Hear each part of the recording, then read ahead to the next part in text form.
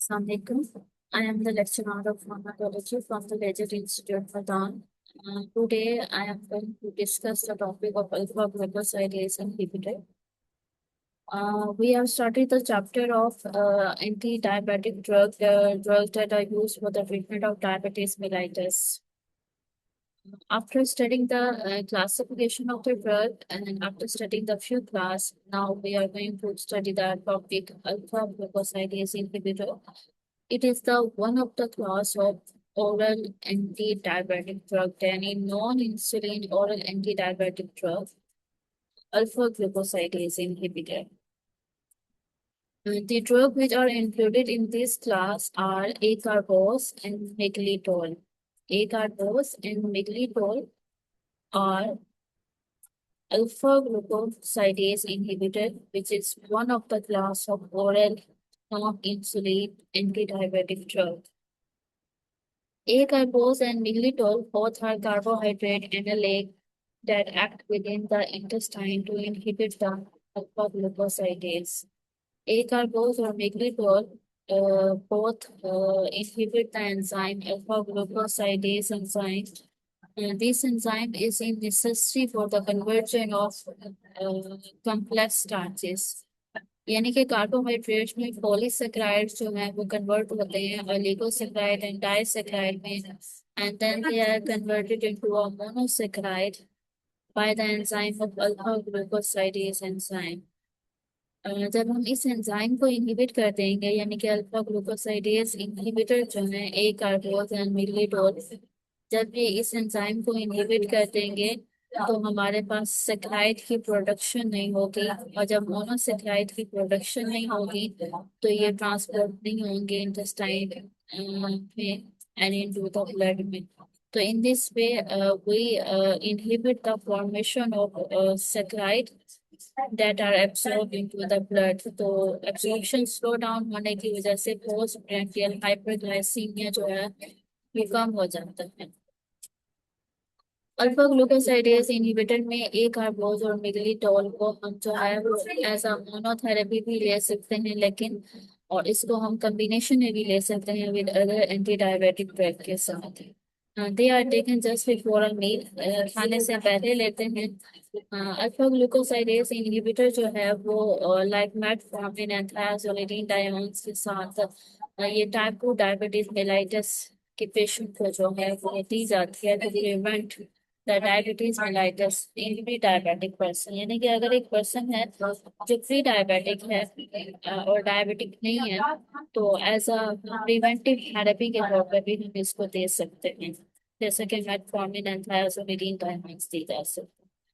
Toxicity की बात करें तो टॉक्सिसिटी में हमारे पास जो साइड इफेक्ट्स आते हैं या एडवर्स इफेक्ट आते हैं that are associated with alpha glucosidase inhibitor में, उसमें हमारे पास फ्लैटुलेंस आती है यानी कि बदहजमी होना, डायरिया एंड एब्डोमिनल पेन।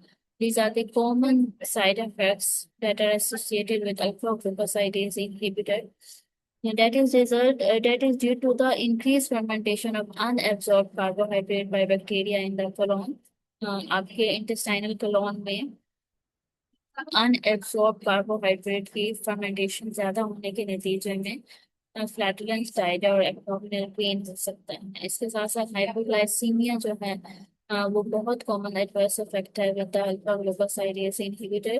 तो हाइपोग्लाइसीमिया को ट्रीट करने के लिए जो है वो फौरन उसका जो हल है वो ये है कि पेशेंट को आप ओरल ग्लूकोज देते हैं, लाइक डेक्सट्रोज देते हैं। सुक्रोज नहीं देते क्योंकि सुक्रोज जो है वो डाइसेक्राइड है, वो जब कन्वर्ट होगा मोनोसेक्राइड में तो एब्जॉर्प्शन जो है वो काफी कम हो जाएगी या स्लो डाउन हो जाएगी। तो उसके नतीजे में पेशेंट को ओरल ग्लूकोज यानी कि डेक्सट्रोज दे सकते हैं। फिर हमारे पास ड्रग आ जाती है pramlintide. Pramlintide is also oral anti diabetic drug. Pramlintide की अगर हम बात करें तो it is an injectable synthetic analogue of amylin. Amylin क्या है? ये भी एक हार्मोन है जो कि पेनक्रियाटिक बीटा सेल से प्रोड्यूस होता है। तो अमाइलिन का एनालॉग जो है वो फ्रेमलिनटाइड है। और हमारे पास अगर हम बात करें कि अमाइलिन का क्या रोल है, अमाइलिन जो है वो भी इंसुलिन की तरह ग्लाइसेमिक कंट्रोल में हिस्सा लेता है। by the enzyme of activating high affinity receptor that are complex of calcitonin receptor and receptor activating modifying receptor। यानी कि अमाइलिन भी इंसुलिन की तरह ग्लाइसेमिक कंट्रोल में हिस्सा लेता है। तो अमाइलिन का जो एनालॉग है, सिंथेटिक एनालॉग जो तैयार किया गया है प्लानिन, वो भी हम यूज कर सकते हैं for the treatment of diabetes mellitus. इसका मैकेनिज्म क्या आ जाता है या इसका इफेक्ट क्या आता है कि ये सप्रेस करता है ग्लूकागॉन का रिलीज को। ग्लूकागॉन वो हार्मोन है कि जो ब्लड शुगर को बढ़ाता है, तो ग्लूकागॉन के रिलीज को कम करता है। इसके साथ साथ गैस्ट्रिक एम्पिटिंग को स्लो करता है and work in the CNS to reduce the appetite, यानी कि सीएनएस पे काम करते हुए भूख को कम करता है। यानी कि पेशेंट को फुलनेस फील होता है, उसका स्टमक एम्पटिंग टाइम जो है वो स्लो हो जाता है। जब स्टमक एम्पटिंग टाइम स्लो होगा, भूख कम लगेगी, तो वो फूड इंटेक भी कम करेगा। तो इन दिस वे जो है वो उसका ब्लड शुगर लेवल जो है वो मेंटेन रहता है। सबक्यूटेनियस इंजेक्शन दिया जाता है इसका, और वो रैपिडली एब्जॉर्ब होता है और शॉर्ट ड्यूरेशन ऑफ एक्शन है। इसको हम कॉम्बिनेशन में भी दे सकते हैं विद इंसुलिन, ताकि हम post prandial blood glucose level को क्या कर सकें, कंट्रोल कर सकें। एडवर्स इफेक्ट की बात करें तो इसमें hypoglycaemia like other oral anti diabetic drug के साथ जो कॉमन है, इसमें भी हाइपोग्लाइसीमिया और गैस्ट्रोइंटेस्टाइनल डिस्टर्बेंसेस जो है वो कॉमन है। यानी it is an analogue of the synthetic, it is a synthetic analog of amylin। Amylin is a natural 37 amino acid hormone that is produced by the pancreatic beta cell। Beta cell जहाँ पे insulin produce कर रही है, वहाँ पे amylin भी produce कर रही है। और अमाइलिन चीज भी आपके ग्लाइसेमिक कंट्रोल में कंट्रीब्यूट करती है। किन तरीकों से कंट्रीब्यूट करती है ये आपको बता दिया है कि एक तो फुलनेस फील होता है, गैस्ट्रिक एम्पिटिंग कम हो जाती है, भूख कम लगती है, ग्लूकागॉन के रिलीज को कम कर देती है। तो इन दिस वे ये आपके ग्लूकोज लेवल को क्या करती है, मेंटेन करती है या बैलेंस करती है। फिर हमारे पास ड्रग आ जाती है जीनाडाइड। जीनाडाइड की अगर मैं बात करूं तो ये क्या है, हमारे पास एक इंक्रीटिंग फैमिली है पेप्टाइड हार्मोन की। उसके जो एक वन ऑफ द मेंबर है जीएलपी, यानी कि glucagon like peptide 1 is the member of incretin family of the peptide hormone which are released from the endocrine cells in the epithelium of the bowel in response to food। यानी कि जब आप खाना खाते हैं, जब आप फूड इनटेक करते हैं, तो उस फूड के रिस्पॉन्स में आपके बाउल के एपिथेलियम में एंडोक्राइन सेल से ये GLP-1 जो है वो रिलीज होता है। Glucagon like peptide that is released in response to food from the epithelium of the bowel, from the endocrine cells in the epithelium of the bowel। यानी कि जब आप खाना खाती हैं तो खाने के रिस्पॉन्स में आपके बाउल के एपिथेलियम में जो एंडोक्राइन सेल्स हैं वो एक हार्मोन रिलीज करते हैं। उस हार्मोन का नाम है GLP-1। ठीक है। अब ये GLP-1 जो है ये क्या काम करता है, GLP-1 जो है अ, हमारे पास it stimulate the insulin release from the pancreatic beta cell.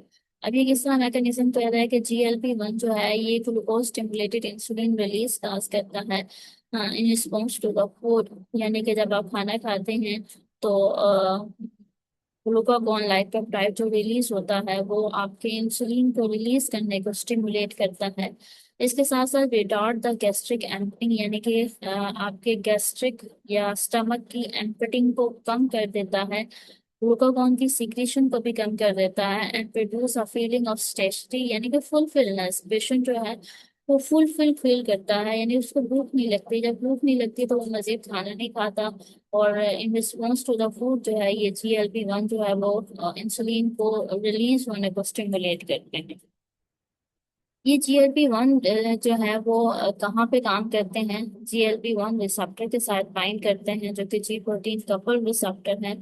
और इसके नतीजे में साइक्लिक AMP के लेवल इंक्रीज होता है। साइक्लिक AMP के लेवल इंक्रीज होने की वजह से फ्री इंट्रासेलुलर कंसंट्रेशन कैल्शियम भी क्या हो जाता है, इंक्रीज हो जाते हैं।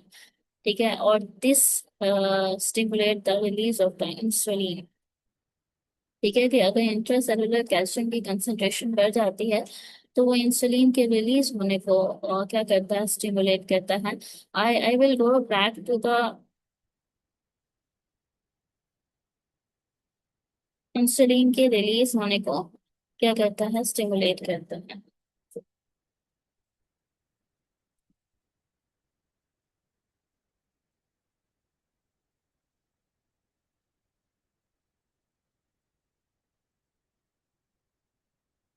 दिस वन,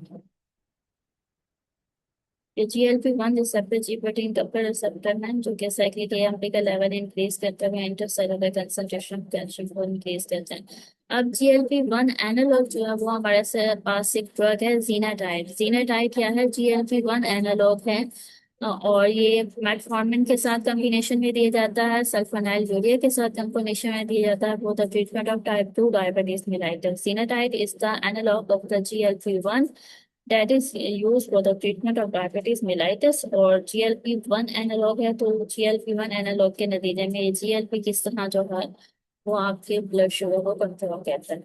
एडवर्स इफेक्ट वही आता है इसका भी, हाइपोग्लाइसीमिया आता है, नाउजिया हो सकता है ड्यूरिंग द इनिशियल थेरेपी, और इसके साथ साथ GIT डिस्टर्बेंस भी है, वो भी बहुत है इसके साथ कॉमन है। फिर हमारे पास ड्रग आ जाती है सीटाग्लिप्टिन।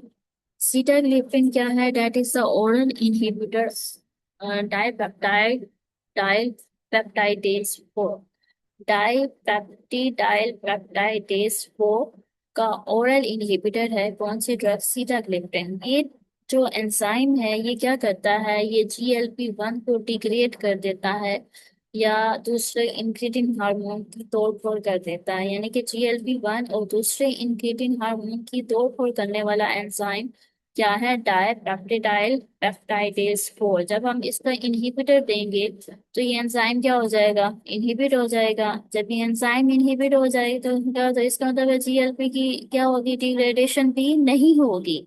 यानी कि ये एंजाइम इनहिबिट हुआ तो GLP की डिग्रेडेशन या GLP का तोड़ फोड़ भी क्या होगा? नहीं होगा। GLP-1 का लेवल वैसे ही मेंटेन रहेगा। जब GLP का लेवल मेंटेन रहेगा तो वो आपके यूज होगा as an oral anti diabetic drug. ये ऊपर मैंने आपको GLP का बताया, यानी कि ग्लूकागॉन लाइक पेप्टाइड क्या है और वो कैसे एंटी डायबिटिक के तौर पर काम करता है, कैसे ग्लाइसेमिक कंट्रोल करता है।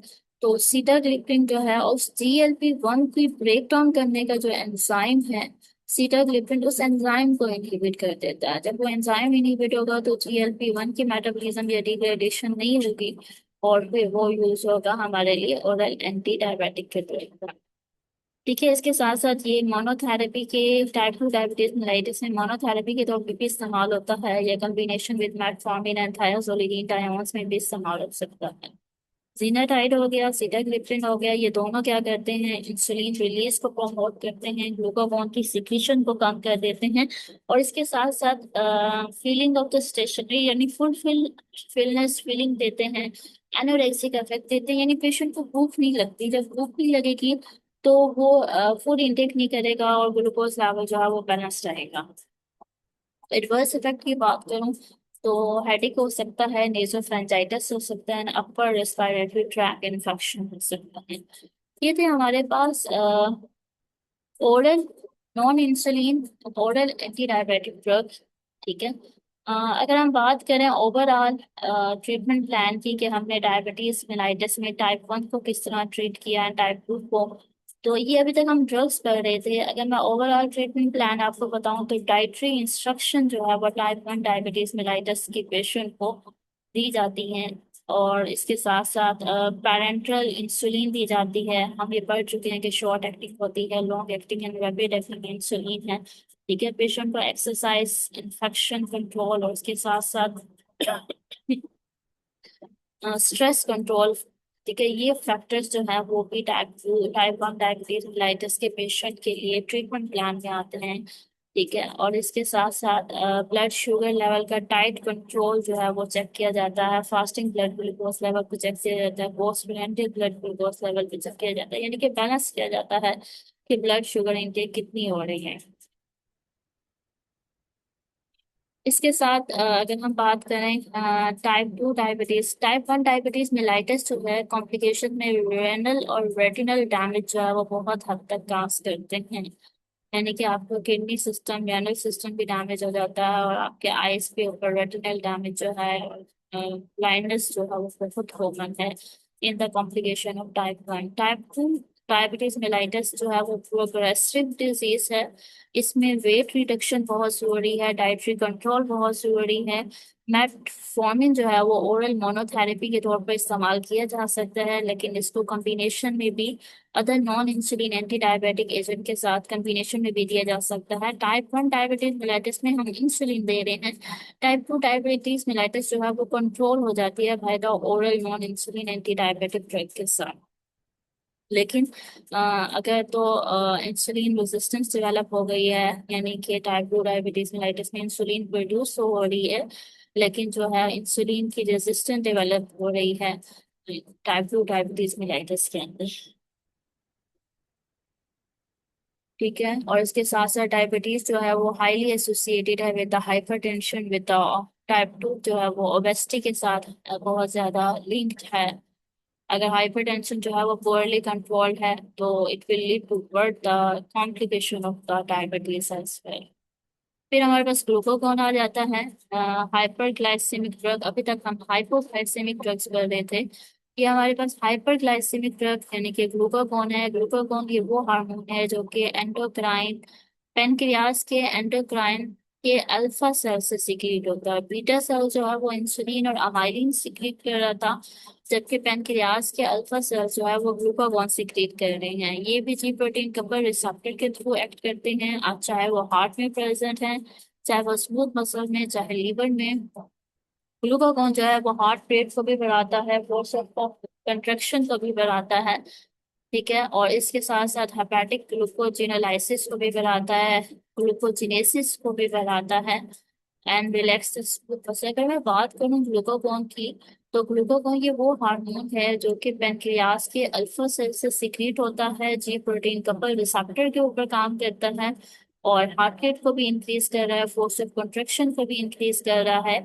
ये बेसिकली आपके ब्लड के ग्लूकोज लेवल को बढ़ाता है, यानी कि in case of hypoglycaemic condition it causes hyperglycaemia. ठीक है, ये ब्लड के ग्लूकोज लेवल को क्या करता है, बढ़ाते हुए उसको बैलेंस कर देता है अगर इन केस ऑफ हाइपोग्लाइसीमिया। ठीक है, हाइपोग्लाइसीमिया इन डायबिटिक पेशेंट या हाइपोग्लाइसीमिया जो कि किसी भी वजह से एसोसिएटेड है, तो उसके ट्रीटमेंट के लिए हम ग्लूकागॉन देते हैं। इसके साथ साथ ग्लूकागॉन जो है वो बीटा ब्लॉकर, इन बीटा ब्लॉकर की टॉक्सिसिटी हो जाए या ओवरडोज हो जाए तो उसमें भी ग्लूकागॉन यूज होता है। इफेक्टिव है, it is the most effective as an antidote of the beta blocker like propranolol, metoprolol, atenolol. उसके ओवरडोज में या उसकी टॉक्सिसिटी के मैनेजमेंट में भी ग्लूकागॉन जो है वो हाईली बहुत इफेक्टिव है।